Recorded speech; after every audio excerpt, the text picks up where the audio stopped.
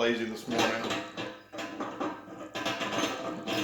Not that we're being lazy this morning. We went and fed up. That's a every morning thing. Haven't got outside and started any projects, but it's about 1 o'clock and we haven't eaten yet. The boys have eaten. Me and Brittany haven't eaten.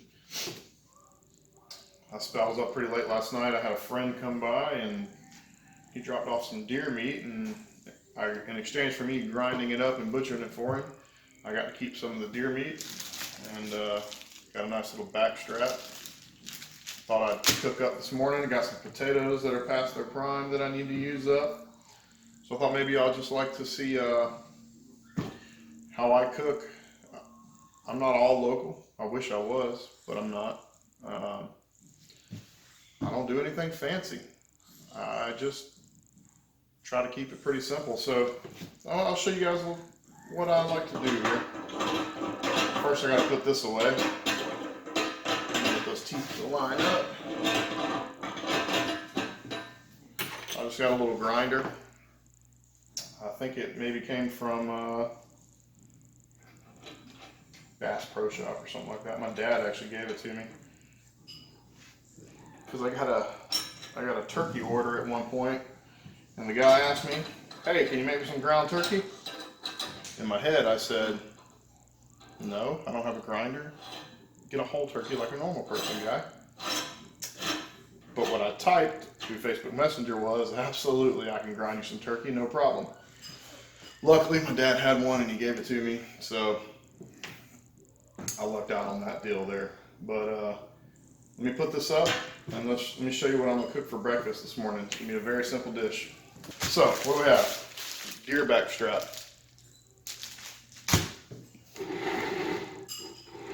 Back that up. Some potatoes that are past their prime. An onion. Fresh eggs. Kids gathered up this morning. There was about 30 of them actually, but somebody actually just bought some. So, speaking of Bass Pro, got that for Christmas. Little Bass Pro fillet knife. Love this thing. Stays super sharp. I'm just going to thinly slice. Can you see that?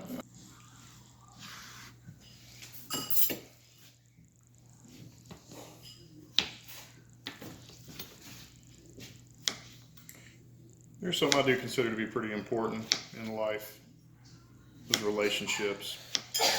Seems like no one has real relationships anymore. And not just friendship either. But just trusting and beneficiary relationships between people. Simple. Thoreau, Henry David Thoreau. Walden Pond, Civil Disobedience. The Art of Walking, whatever his other book was. Anyway, he was a big proponent of living a simple life. He had this thought that, and it's funny because he had this thought in the 1800s, and I see it all too clear today, that everyone has all these things, all these niceties, big pretty houses, cars, comfort year-round, and they put themselves in this artificial world that has no meaning, at least to me anyway. Maybe it does to them, but think about it. You go to work, you dread the trip, you hate it all day, you clock watch, you wait to get home, you're too tired to do anything. You sit on your couch. You don't live a fulfilling life. You have no meaningful relationships apart from your wife or kids or whatever the case may be. Maybe you go to church. I hope you do. Maybe you have some good relationships there. But that's just still at an acquaintance level. Maybe you have dinner together or do something like that. But do you have meaningful relationships? What do I mean by that? I have a lot of people that come to me and They may even be paying me to do something, and they feel that they get something out of our relationship. I get something out of it, they get something out of it. Not that that's always necessary. Service. I especially am agreeable to Christian service, but just service to one another. Everyone's so selfish, and so maybe not even selfish, but wrapped up in their own lives that they don't even know what the human experience is about anymore. They don't know how to experience relationships. There could be mutually beneficial things that happen that don't require money also. For instance, this deer meat. I didn't get any money out of butchering that deer. Didn't want any money out of it. What am I getting? An amazing meal right now. Simplicity. I didn't have to go to a store. I didn't have to waste gas. I didn't have to make money. I had the stuff here to do it, and I did it. Heck, I didn't even get the deer. I got home and it was dropped off on my porch. And the guy called me and said, "Hey man, the deer's on your porch. Well, let's split it." So I spent a few hours last night. I ground the deer up. I gave him 15 pounds of grind. I took 5 pounds of grind. Now I had a few meals off of, I had it for a few days. I had a few meals off of the tenderloin, or the backstrap, excuse me. He got a big hunk of the backstrap, and I got the other hunk. And I took 5 pounds of the meat. Gave him 15. He got the greater portion. He spent the greater time. He waited for the deer. He drove out to the hunting property. He bought the bullets. I don't deserve half. I think most people would be of the mind to split it evenly down the middle. They'd have the mindset of, "Hey man, I'm doing all this work. Why should you get the better half?" But I think that's the problem with the human experience today. People have forgotten how to serve.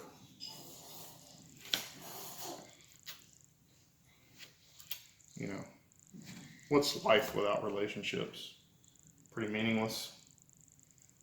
And that's coming from a guy that would like to live in the woods alone, personally, but apart from my wife and kids. But I think it's so important that we go back to the old way of doing things. I think the barter system is just an amazing system that by nature develops relationships.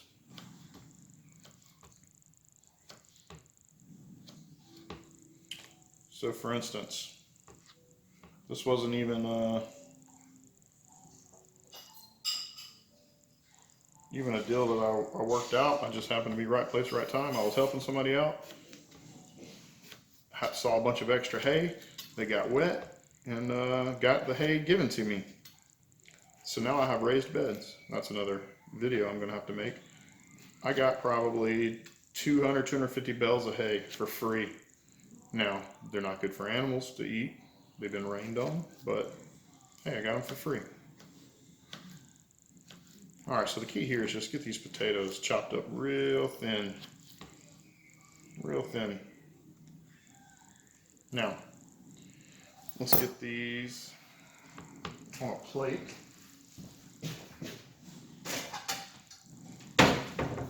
Start my stove. Put the stove on about a medium heat, because I need to do the onion. I should have done the onion first.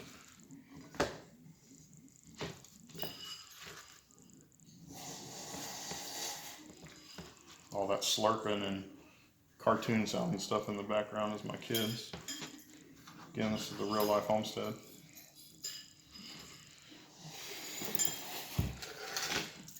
I can't say enough about this knife, by the way.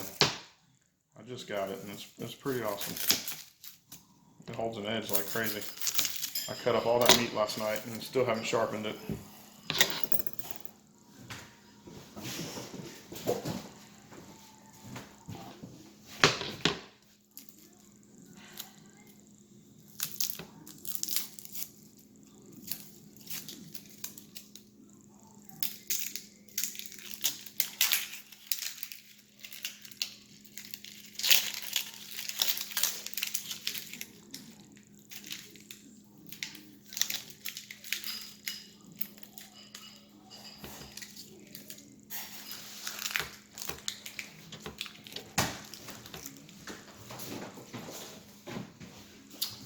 think maybe I will just go ahead and get those potatoes in.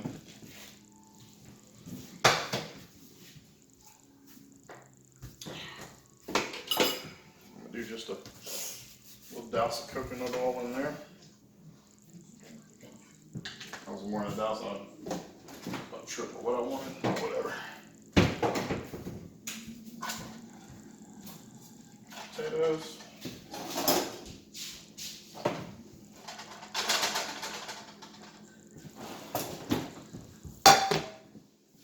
And let's cut this onion up.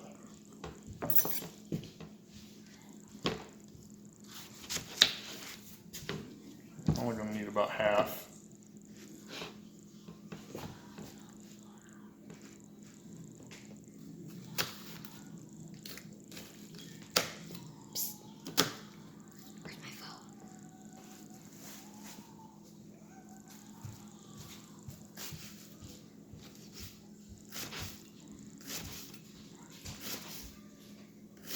Real thin on these too.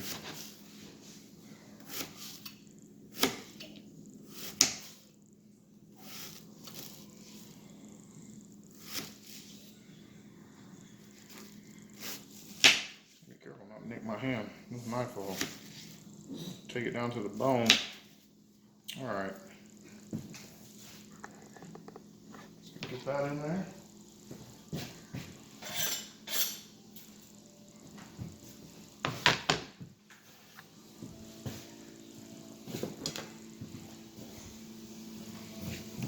That looks like. Gotta get stirred. Kind of coat them in that oil there. Let me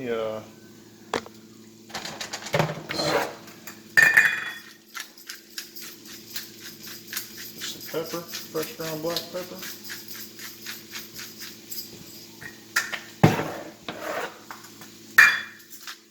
Salt, a good bit of salt, I like salt.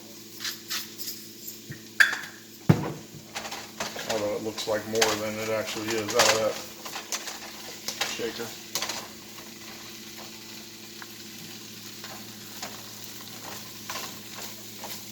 That's really good at stirred up. Get the oil coating everything, get the salt and pepper on everything. Oh, and it already smells good. Okay.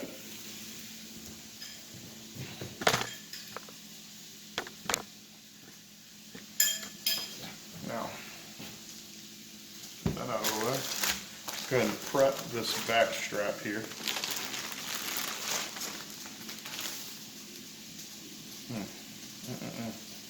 Alright, so here's the deal. One side's pretty good to go. The other side has this old silver skin on it that I haven't taken off yet. What I do is, I come as low as I can, find a little handhold there, and I just try to follow it along as close as I can.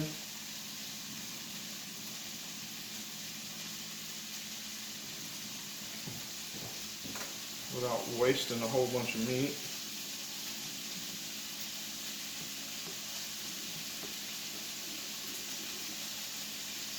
Probably a better way to do this, I'm sure.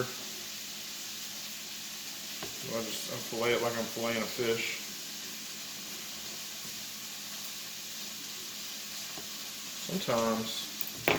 Sometimes you can just grab it and pull it right off.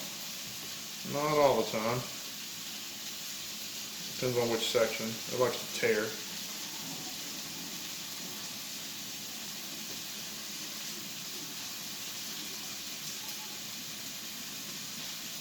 That one was pretty nice. Now there's going to be this little side section of fat. You'd think you want to keep that on there, but it's really kind of waxy tasting. Trim that off of there. Normally I'd give that to the dog, I'd cook it up for him, but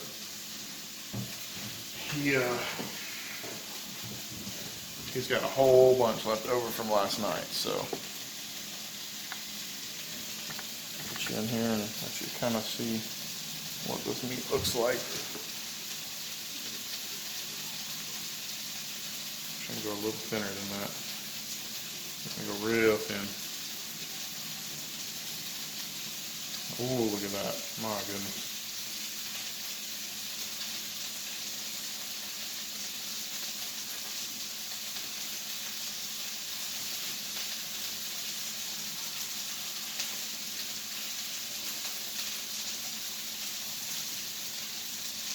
That's some pretty meat. I really want to get away from any store-bought meat. I say I even eat a good portion of my diet. I don't know, maybe 70% of my diet is plant-based. Why is that? Am I vegan? No. I'm just trying to go more and more towards not eating meat that I get from a store. I'd like to go maybe spend a year doing all local. I read a Barbara Kingsolver book one time called Animal Vegetable Miracle, and she spent a year where her whole family only ate local. Great book, recommend highly.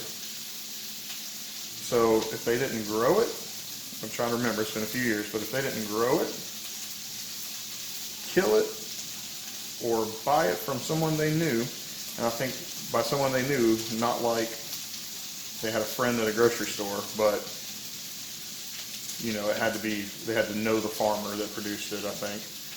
I believe that's how it went. But I'd love to do something like that, and not just for a gimmick either. I'd like to be that way for my whole life. So like this deer meat, got a buddy, he killed it, brought it to me. I feel very good about eating stuff like this. I feel much better about eating stuff like this than even a store-bought ribeye.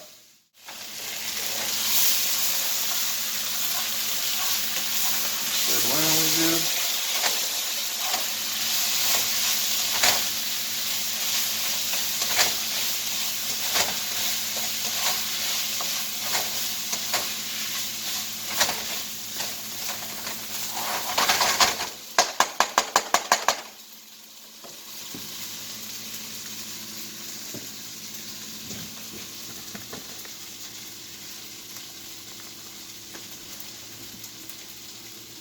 So that's the goal for one day, I guess. Only do local. I just want to simplify my life. I want to do a few things in my life. Honor my God with my service and my way I conduct myself. Honor my wife and kids by being a good servant leader in my home. Honor nature by doing things in a sustainable method, and honor my body by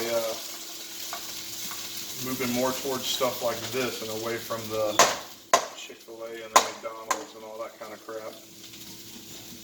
That's the goal. I think I'm leaning more and more towards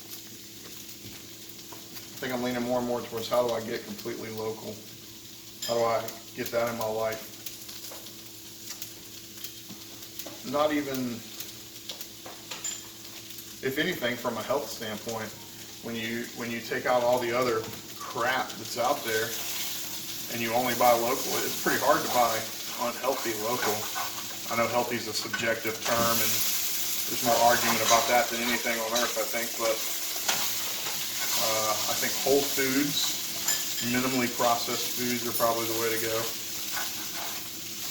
Anyway, I'm going to quit babbling. I'm going to cook this up and show you the final product.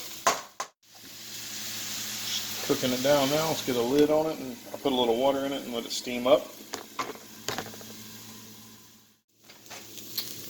Alright, our potatoes and onions are done.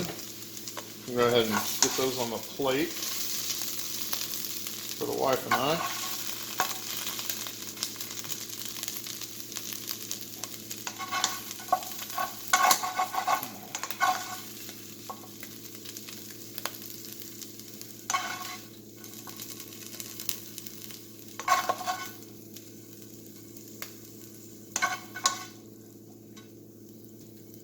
Yeah.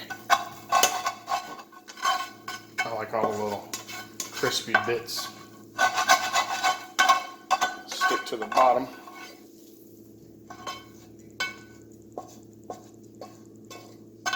What's the sticky part of the rice that Spanish people call? I like that part of this, just not the rice. It's not rice. All right, let's get our. Let's go ahead and turn this on a little bit lower. Turn this down, not on. Now let's get our deer meat on. Okay. Can you have some deer meat? Sure. Yeah.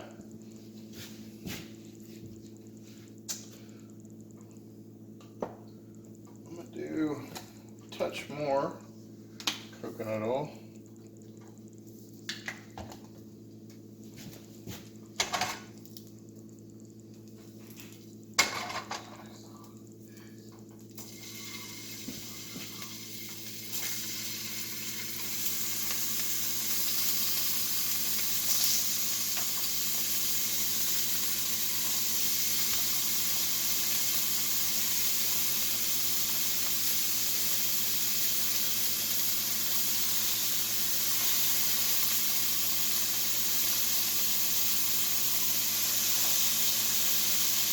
Uh-oh, out of room. I'm just going to pile it in there. It's not going to be pretty.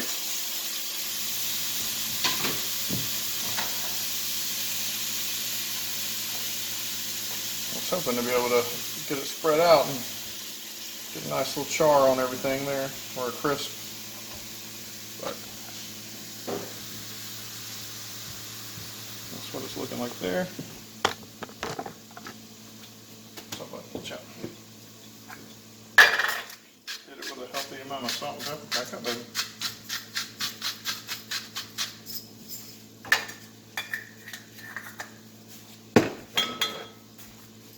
Salt, pepper. Oh, it smells good. I'm gonna do a little bit of parsley flakes. And I'm a big fan of this sweet smoked Spanish paprika. I'm actually gonna, I should have put that on the potatoes. I didn't think about it. Just gonna put a little bit on the potatoes and then a little over the meat. That stuff is good. And that's it for seasoning.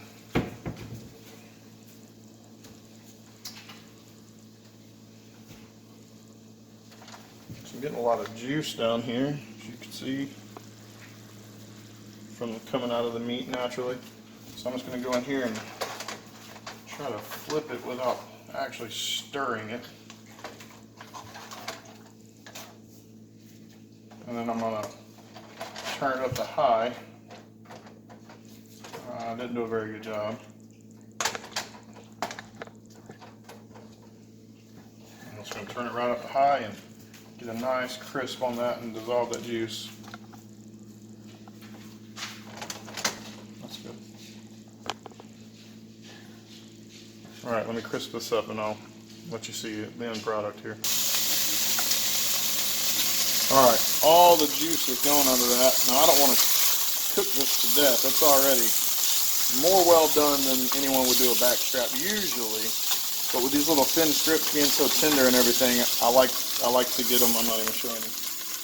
Alright, all the juice is dissolved there now. I don't want to cook this to absolute death, but with the backstrap being all thin like this, it's actually not bad if you cook it a little bit more and get it a little crispy. This is the only way I would cook a backstrap this much. Normally I would keep it medium rare, but let's get this plated up and then do our eggs.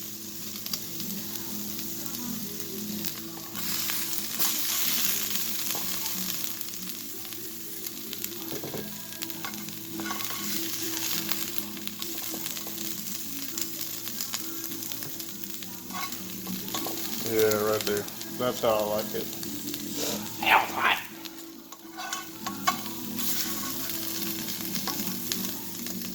just gonna, the rest of that's gonna be for me. Boom. All right. Let's get these eggs done, and then we got our full meal here. Right. I'm gonna do coconut oil this time. I'm just gonna get a little pan. Turn the burner off. These are just eggs, again, right out of the yard.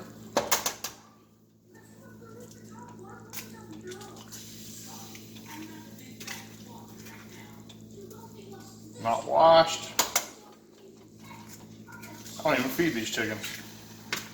They find their own food. 4, 5. Maybe we'll do 6. Maybe not. Thought I had an extra egg. Guess I don't. I'm not even gonna do much with these except a little salt and pepper.